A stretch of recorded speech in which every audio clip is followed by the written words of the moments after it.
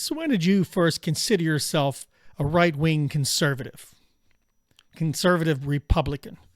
I'm David Thompson, and hold on, watch the video to the end because I'm getting at something here. I became a right-wing Republican, conservative, back in 1982 under the Ronald Reagan administration, if I got that date right. Now, he was a hero, and he was a hero to many, even to this day. He personally took down the Berlin Wall.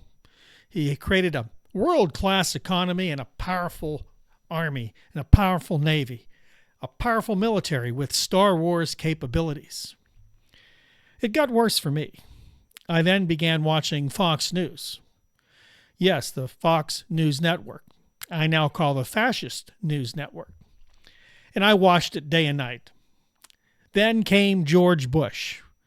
I backed George Bush. He was our hero. He was there to help Americans.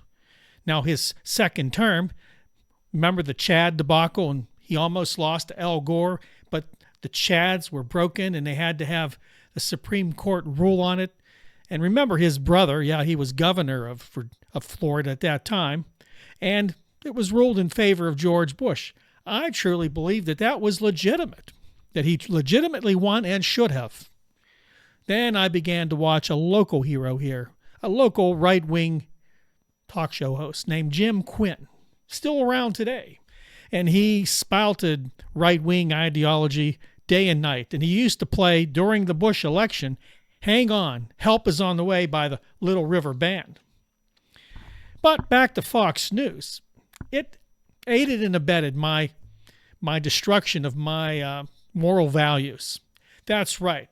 I was bamboozled, smooth-talked by people who brought on Wall Street names and wanted you always to invest because they knew best. What I didn't know at the time is many of those hosts, they themselves had positions on Wall Street, and they all had the insider trading options, and they all got together, and they got on Fox News to promote rich people. I never realized that. And no, I was not rich. I was just young and naive. Now, I look back and I feel queasy when I think about who I was. You see, my values as a Democrat, as a liberal Democrat, liberal. Let me backtrack. Liberal, that word is now hated. I sat at a New Year's dinner with a friend I just met, and he talked to me about his brother was a liberal, and he talked about Donald Trump. And I said, well, what's wrong with being a liberal? They had no answer. Because, you see, it became a bad word because of Fox News and those platforms like them. I was sucked in, made to believe that everybody's our enemy. There's a terrorist behind every curtain.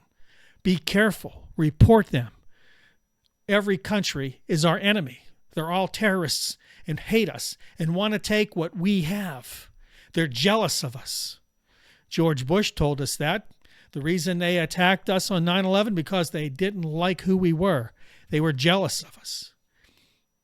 That really was never true. But people believed it. And to this day, new generations of right-wing conservatives are born. They are lied to and told that brown people are bad. Immigrants are bad. People that live in other nations that don't support our empire are bad. Everything's an enemy. Everybody's an enemy. And it's perpetuated by our new leader, our president-elect. His people believe that it's okay now to attack brown people, to attack immigrants. Many posts have been made on Facebook and Twitter saying it's time not to wait for Donald Trump to take office, but it's time to start watching these people now, to prepare to turn them in to ICE, to get them all deported. It's time to blame everybody but ourselves for the mess we're in.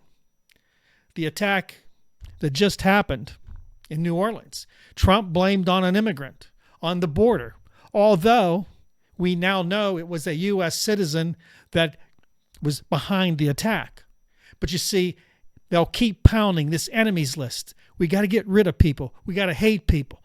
Racism and hatred. all behind the American flag, and in many cases behind the Bible.